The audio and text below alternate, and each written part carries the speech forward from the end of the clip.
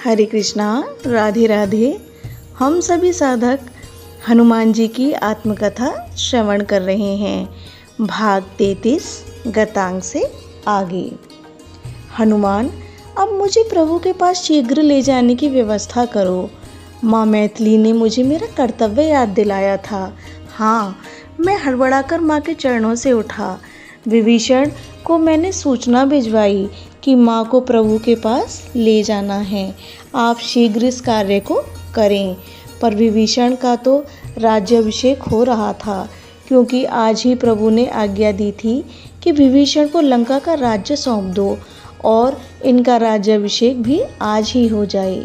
विभीषण का राज्याभिषेक हो रहा था। मैंने सूचना भिजवाई, पर विभीषण तक सूचना पहुंच नहीं पाई। माँ, कुछ समय और लगेगा। मैंने माँ मैथिली से प्रार्थना किया, पर माँ को शीघ्रता थी प्रभु के पास जाने की, प्रभु के दर्शन करने की। भरत भैया, मैं प्रभु के पास में गया तो प्रभु स्वयं इधर बेचैन थे। क्या हुआ, मैथिली नहीं आई? प्रभु, विभीषण का राज्याभिषेक हो रहा है ना, सब व्यस्त हैं।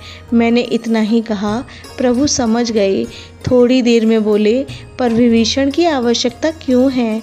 पालकी और ससम्मान उनके यहाँ से माँ निकले तो अच्छा है। मैं इतना ही बोला था। नहीं हनुमान, अब हमें इस तरह विलंब करना उचित नहीं होगा। पुष्पक विमान हमारे लिए दे दिया है विभीषण ने। अब शीघ्र ले आओ मैथिली को। हमें अयोध्या भी तो पहुंचना है ना। पर मैं खड़ा ही रहा प्रभु के पास। तब प्रभु ने मुझसे कहा, सुनो, वैसे भी हमारी वानर सेना सब मैथिली का दर्शन करना चाहती है। पालकी में आएगी तो इन सबको उनके दर्शन भी तो नहीं होंगे ना। जाओ तुम, मैं प्रतीक्षा कर रहा हूँ। मैंने प्रणाम किया प्रभु को और चल पड़ा। पर मैं जैसे ही अशोक वाटिका में पहुंचा, वहां अभी अभी लंकापति बने विभीषण और उनकी पत्नी उपस्थित थे। आप बहुत व्यस्त थे, इसलिए मैं माँ को लेने के लिए आ गया था। भरत भैया, मैंने विभीषण को देखा वहाँ तो बहुत प्रसन्नता हुई थी मुझे। अगर इस समय विभीषण नहीं आते तो मुझे बिल्कुल अच्छा नहीं लगता। प्रभु के लिए इतना समय भी नहीं, पर यह अच्छा हुआ। आप ऐसे कैसे ले जाएंगे माँ मैथिली को? शिकायत भरे स्वर में विभीषण ने कहा। जाओ, माँ को ले जाकर स्नान आदि करवाओ। बहुमूल्य आभूषण जो लंका में है वो सब धारण करवाओ। और सुंदर पालकी में ये आदेश दिया था लंकेश विभीषण ने अपनी पत्नी को। कई दास दासियाँ आ गईं। त्रिजटा साथ में ही थी माँ के। विभीषण की पत्नी बड़ी श्रद्धा से हाथ पकड़कर ले चली। नहीं, मैं मात्र स्नान करूंगी और स्वच्छ वस्त्र ही धारण करूंगी, और ये भी शीघ्र, मुझे नहीं पहनने आभूषण। माँ मैथिली ने ये सब स्पष्ट कहा था। स्नान हुआ माँ का, पर देह में कोई आभूषण धारण नहीं किया, बस वस्त्र, वो भी अत्यंत साधारण माँ ने धारण किए। मेरे प्रभु श्री राम अभी भी वनवासी वेश में हैं, फिर मैं उनकी अर्धांगिनी कैसे सुसज्जित हो जाऊं? पालकी मंगवाई थी विभीषण ने, पर भरत भैया, मैंने ही मना कर दिया, क्योंकि माँ के दर्शन की लालसा समस्त वानर सेना की थी, और पालकी में माँ अगर बैठती तो दर्शन हो पाना संभव नहीं था। मर्यादित पंक्ति में सब वानर सेना खड़ी हो गई थी। मार्ग में माँ ने पैदल चलना ही स्वीकार किया। सब माँ को देखते हुए आनंदित थे। वानर सेना कभी जय जयकार लगाती, कभी माँ के चरण छूने का प्रयास करती। माँ मैथिली उन सबको अपना वात्सल्य लुटा रही थीं। सीता माँ की जय, माँ जानकी मैया की जय। मैं सबको देख रहा था। कोई वानर जब माँ के चरणों में लौटने लगता तो उसे उठाकर मैं दूर फेंक देता था। तब सब वानर लोग हंसते थे।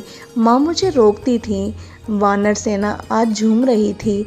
विभीषण ने अपनी पत्नी के हाथों बहुमूल्य गहने, आभूषण, वस्त्र ये सब मंगवा कर दिए, और उनकी पत्नी माँ मैथिली के हाथों में देने लगी ये सब। माँ मैथिली बड़े प्रेम से वानरों को ये सब लुटा रही थी। वानर उछल उछल कर माँ के हाथों से लूट रहे थे। वानर ही तो हैं भरत भैया। कुछ ही क्षणों में वो माँ के द्वारा प्राप्त वस्त्र आभूषण सब पहनकर आ जाते थे। तब माँ उन्हें देखती थी तो बहुत हंसती। माँ को हंसते हुए देखकर सब वानर लोग यही नाटक करने लगे थे। मैं माँ के पीछे चल रहा था। माँ के साथ में विभीषण की पत्नी और त्रिजटा चल रही थी। जय जयकार से पूरी लंका गूंज उठी थी। आकाश में देवता लोग नगाड़े बजा रहे थे और बीच बीच में पुष्पों की वर्षा। क्या मनमोहक दृश्य था ये सब। तभी माँ मैथिली एकाएक ठिठकी, क्योंकि सामने राजीव नयन खड़े थे। बस देखती रह गई माँ अपने प्राणधन को। प्रभु भी एकटक देख रहे थे। वानरों ने जय जयकार करना शुरू कर दिया। धीरे धीरे माँ आगे बढ़ी, इधर प्रभु आगे बढ़े। ओ भरत भैया, मर्यादा का पालन सच में कितना शून्य होता है ना। प्रभु के दाहिनी ओर अग्नि प्रज्वलित है। माँ मैथिली ने बिना कुछ विचार किए तेज चाल से चलते हुए उस अग्नि में जाकर बैठ गईं। वानर लोग नहीं नहीं सब चिल्लाने लगे थे। मेरा हृदय कांप गया था। मेरा वश चलता तो प्रभु से मैं कहता, इनके समान पवित्र इस विश्व ब्रह्मांड में कोई नहीं, फिर अग्नि परीक्षा क्यों। पर ये बात मुझसे भी अच्छी तरह प्रभु जानते थे। मैं कौन होता हूँ जो इनके प्रेम की समीक्षा करूँ। ये दोनों एक ही तो हैं। निकली माँ मैथिली अग्नि से, स्वर्ण की तरह चमकती हुई। उनका देह तपते हुए स्वर्ण की तरह आज लग रहा था। उनके वस्त्र भी जले नहीं थे। एक दिव्य तेज से भरी हुई थी माँ मैथिली। महिमा जिसकी मही यानी पृथ्वी माँ है, महिमा उन्हीं की तो है। प्रभु दौड़े अपनी प्रिया के पास।